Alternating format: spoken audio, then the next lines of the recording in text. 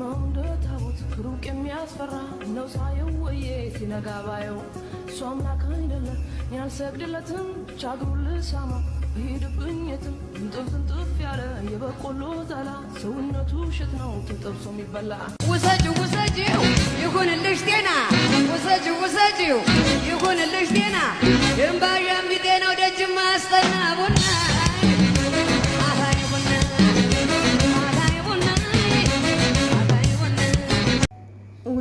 ውሰጂው ያድርግልሽ ጤና አለች እንትና ሩታ። ሰላም ሰላም፣ ውድ የሀገሬ ልጆች በያላችሁበት ሰላምና ጤና ይብዛላችሁ። ኑ ሻይ እንጠጣ። ሻይ እየጠጣሁኝ ነው እላችኋለሁ። እንዴት ናችሁልኝ? አላችሁ ወይ? ያለው እግዚአብሔር ይመስገን። ሰብስክራይብ ያደረጋችሁኝ በጣም አመሰግናለሁ። ያላደረጋችሁኝ እንድታደርጉኝ በአክብሮት እጠይቃለሁ እላችኋለሁ። የኔ ውዶች፣ የኔ ምርጦች እላችኋለሁ። ምንም ያስከፍል ምን አይል የኔ የመዳም ቅመም ሰብስክራይብ ብታረጉኝ ምን ችግር አለ እላችኋለሁ። እስቲ ጠቅ አርጉልኝ፣ ሰብስክራይብ አርጉኝ። ስወዳችሁ ስሙትላችሁ እላችኋለሁ። እና እንዴት ናችሁልኝ? አላችሁ ወይ? እኛ አለን እግዚአብሔር ይመስገን። እና እናንተ እኮ በቃ ታፕታፕ ታረጋላችሁ፣ የጌመሮች ብር ትሰጣላችሁ፣ ምን ትላላችሁ? አሁን የኔ የመዳም ሸቃላ እንትን ብትሉኝ ምን ችግር አለው? ሰብስክራይብ ብታረጉኝ ምን ችግር አለው? ምንም ችግር የለውም እኮ።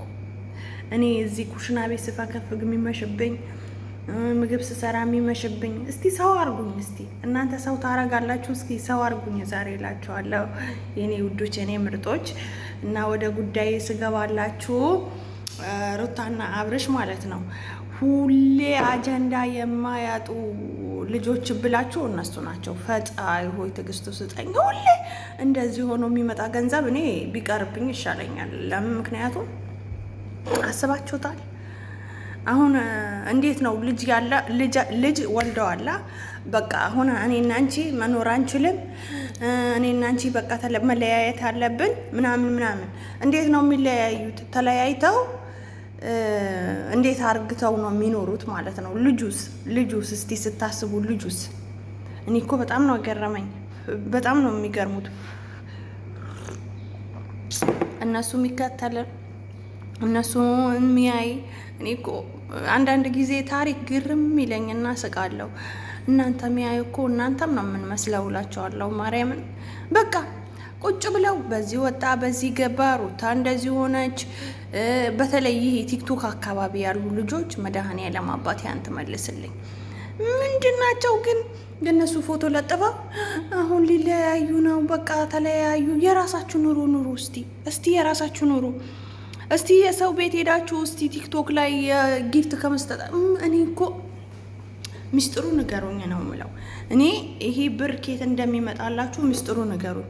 እኔ እኮ በ1000 ብር ነው እየሰራሁ ያለሁኝ ማለት ነው። መዳም ቤት በ1000 ብሩ ቢበልጥ እኮ ወይ 1500 ብር ነው የሚከፈላችሁ ወይ የሆነ አክል በቃ በዛ ብር ነው አሁን እንደገና ጊፍት ገዝታችሁ የምትሰጡት ወይስ ሌላ እኔ የማላውቀው ነገር እዚህ ዱባይ ውስጥ የተፈጠረ ነገር አለ የእናንተ ብቻ የሚዘንብላችሁ ማለት ነው? እንደዚህ ብር አውጣታችሁ መዝለጣችሁ የምትሰጧቸው ኬት መጥቶ ነው? እስቲ ንገሩኝ። እኔ ይሄ ነገር መረዳት እፈልጋለሁ ማለት ነው። እና የኔ ውዶች ብታስረዱኝ ኩሽ ብትሉኝ ደስ ይለኛል እላችኋለሁ። እስቲ ሰብስክራይብ አድርጉኝ። አዲስ ጀማሪ ነኝ። ስሙትላችሁ ስወዳችሁ እላችኋለሁ የኔ ምርጦች። እና ሰላም ዋሉልኝ፣ ክበሩልኝ። አሁንም ሰብስክራይብ ያደረጋችሁኝ ያላረጋችሁኝ ካላችሁ አድርጉኝ እላችኋለሁ። ወዳችኋለሁ። ልጄ የመጀመሪያዬ የአምላክ ስጦታ የኔ በረከት እግዚአብሔር አምላክ በጥበብና በሞገስ ያሳድግህ፣ ለቤቱ አገልጋይ ያድርግህ። የኔ ጥንካሬ የኔ ድክመት እወድሃለሁ። እድግ በልልኝ። ገና ብዙ ምን እኖረዋለህ። እናት በጣም ትወድሃለች። እነሆ ልጆች የእግዚአብሔር ስጦታዎች ናቸው፣ የሆድን ፍሬ የእሱ ዋጋ ነው ይላል መዝሙር 137 ላይ። በገንዘባችንም በፍላጎታችንም የማናገኘው ከእግዚአብሔርና በሱ ጊዜ የምናገኘው ስጦታ ልጅ ነው። አንተን የሰጠኝ አምላክ ዘለዓለም ይመስገን።